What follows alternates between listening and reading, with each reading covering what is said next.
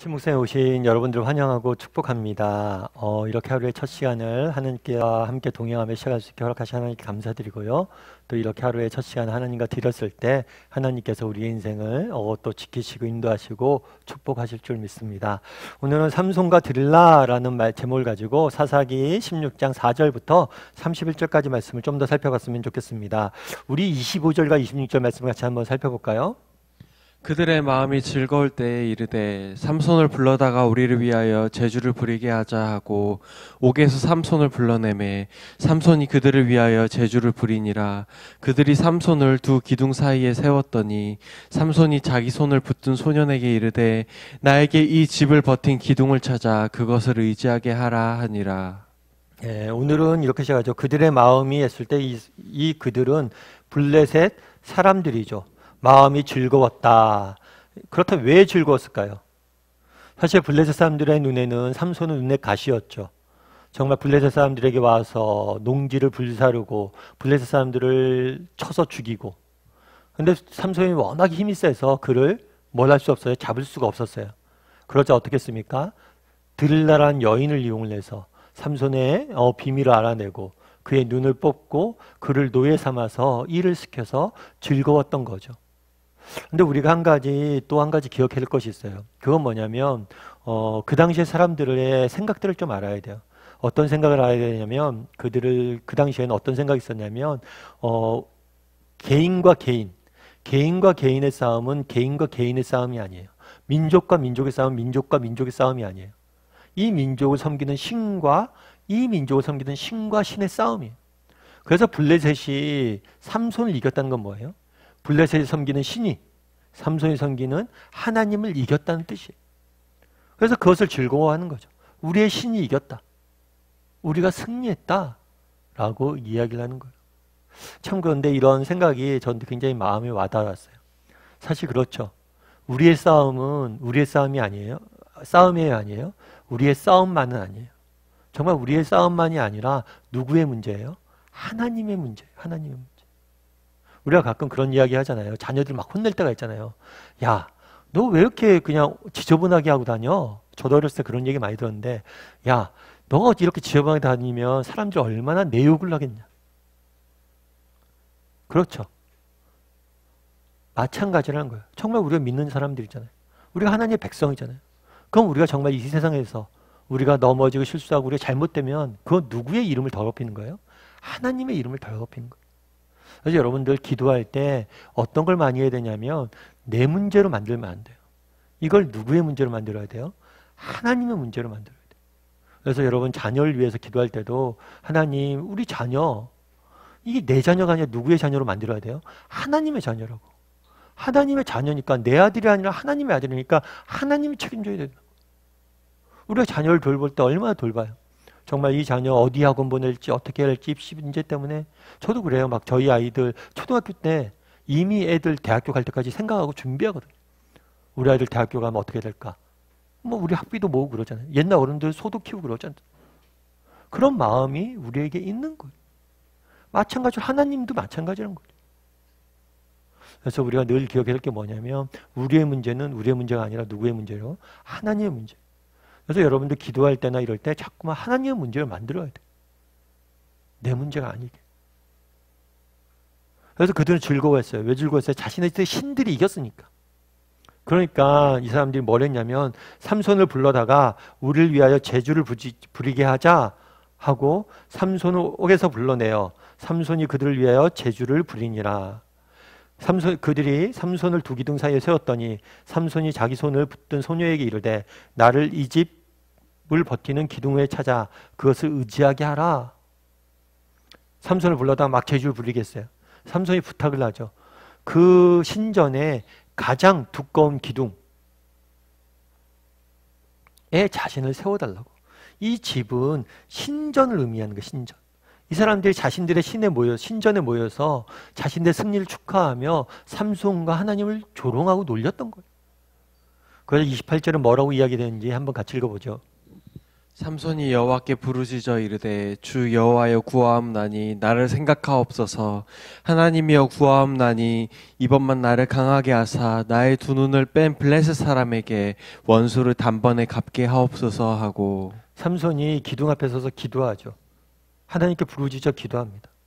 앞서도 이야기했지만 참 삼손은 사사잖아요. 사사인데 삼손의 스토리를 보면 기도하지 않아요.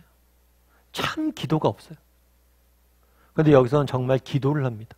기도를 하는데 이전과 달라진 게 있죠. 이전과 뭐가 달랐어요? 하나님 주 여호와여 구하옵나니 나를 생각하소서. 이번만 나를 강하게 하사. 그전에는 삼손은 어떻게 했어요? 블레셋 사람과 맞설 때 기도하지 않아요. 자신의 힘으로 자신의 능력으로 그들을 이깁니다. 그런데 이 순간은 뭘 해요? 자신의 힘과 자신의 능력을 의지하는 게 아니라 하나님을 의지하기로 결단하는 거죠. 하나님, 나를, 내게 힘을 달라고. 그 다음에 뭐라고 그래요? 나를 생각하옵소서. 세상에 어제도 살펴봤지만 세상의 신들은 조건의 신이에요. 내가 뭘 이렇게 잘했으니 내게 이런 힘을 주십시오. 이야기하잖아요. 그냥 나를 기억하사 나를 생각하옵소서. 이건 뭐냐면 그냥 은혜를 구한 거예요. 하나님 제가 못났습니다. 제가 실수했습니다. 제가 실패했습니다. 그런데 저를 불쌍히 여겨주시고 제게 은혜를 베풀어달라고.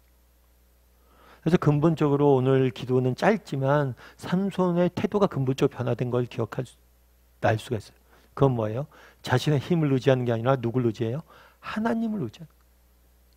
뿐만 아니라 자신의 정말 힘이나 자신의 자격을 의지하는 게 아니라 뭘 의지하는 거예요? 하나님의 은혜를 의지하는 모습들을 보게 되는 거죠. 그럼 그랬을 때 어떤 일이 일어났을까요? 우리 19절과 30절 말씀 같이 한번 읽어볼까요? 같이 읽도록 하겠습니다.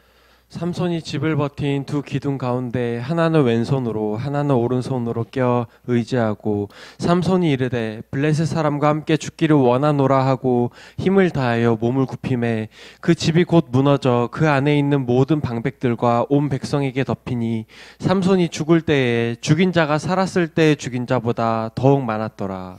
네. 삼손이 결국에 그 두 기둥을 무너뜨려서 그곳에 모여있던 모든 뭐예요?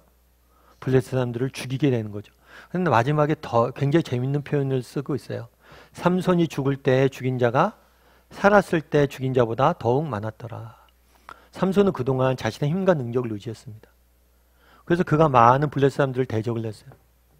그런데 그가 자신의 힘과 능력이 아니라 뭐예요? 하나님의 능력을 의지했을 때 더 놀라운 열매가 나타나는 것을 성경은 기록하고 있는 거죠. 정말 자신이 아니라 하나님의 은혜를 의지했을 때 삼손의 놀라운 그런 일들을 행하는 모습들을 보게 돼요. 우리도 마찬가지예요. 우리도 정말 그날 삼손이 기도하잖아요. 저를 기억해 주시고 뭘 해달라고? 능력을 달라고. 우리에게도 그렇게 기도할 수 있었으면 좋겠어요. 정말 이 땅을 살면서 정말 우리가 능력도 있고 힘도 있고 다 있죠.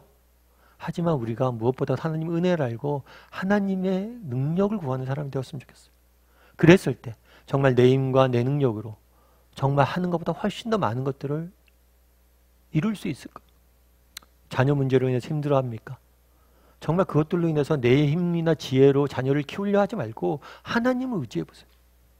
직장 내에서 여러 가지 힘든 일들과 어려움들이 있습니까? 정말 내 지혜로 내 능력 그 모든 것들을 풀려고 하지 말고 그 전에 잠깐이라도 기도하세요. 하나님 이런 문제가 있습니다. 하나님 제게 지혜 주시고 능력을 달라고.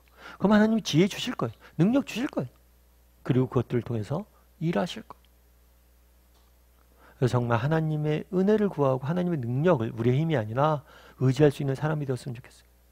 그리고 또 한 가지 저는 재미있는 표현이 뭐냐면 죽었을 때라는 표현이에요. 살았을 때라는 표현. 대조가 되고 있죠. 오히려 죽었을 때 그 마지막에 훨씬 더 많은 일을 행했다는 것. 어떤 의미에선 참 우리가 그런 경우들이 있을 수 있죠. 내 인생에 참 소망이 있을까? 내가 이 나이에 정말 내가 이 형편에 뭔가 소망이 있을까? 정말 그날에 다윗 삼손에 무슨 소망이 있었어요? 아무런 소망이 없었어요. 그런데 마지막에 정말 마지막 순간에 하나님께서 모든 걸 역전시키고 마지막 순간에 훨씬 더 많은 것들을 얻게 하셨다라는 표현을 보게 되는 거죠. 참 이게 되게 마음에 많이 와닿더라고요.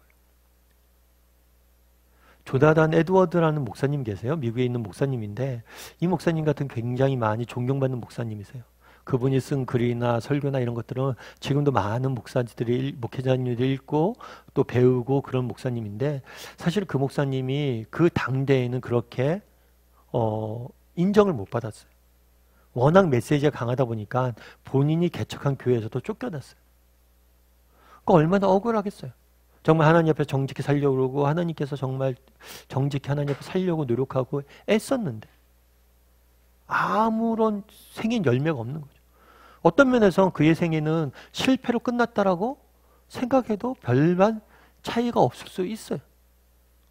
근데 어떤 사람이 재밌는 연구를 하나 했어요. 어떤 연구를 했냐면 조나단 에드워드 목사님의 후손들을 좀 연구해 봤어요. 그 자녀들이 좀 많았거든요. 이 자녀들이 어떻게 됐을까? 그래서 수십 대 그 자녀를 다 연구를 해봤어요. 연구를 해봤더니 그 자녀들 중에서 30%는 뭐 교수나 법조인이나 정말 사회에 중요한 역할들을 했던 사람들이었던. 그러면서 그 사람들이 그걸 조사한 것에서 뭐 이야기를 하더라고요. 그건 아마 이렇게 된 것은 조나단 에드워드 목사님의 남다른 가정교육의 역할인 것 같다라고 KBS에서 이렇게 다큐멘터리를 만들었더라고요. 그런데 저는 그걸 보면서 들었던 생각은 하나님이 갚으셨다는 거예요. 알 수 없어요. 오늘 본문에 뭐라고 그래요? 살았을 때보다 죽었을 때 더 많이 죽였다. 정말 살았을 때 삼손의 인생은 실패 인생일지 모릅니다. 하나님 다 갚으셨다는 거예요. 우리도 마찬가지예요. 정말 우리 인생의 끝이라고 되는 순간 끝이 없어요. 정말 우리 하나님 언제든지 역전시킬 수 있고 언제든지 더 큰 것을 갚을 수 있어요. 그걸 기대했으면 좋겠어요. 바라기는 우리도 다 삼손처럼 정말 그날의 삼손이 그랬던 것처럼 하나님 은혜를 주십시오 라고 하나님을 의지할 수 있는 사람이 되었으면 좋겠어요. 그랬을 때 하나님 뭘 하실 거예요? 정말 더 많았더라. 정말 더 많았더라.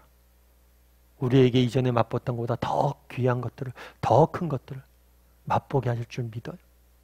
그런 믿음을 가지고 살아가는 저와 여러분이 되길 소원합니다.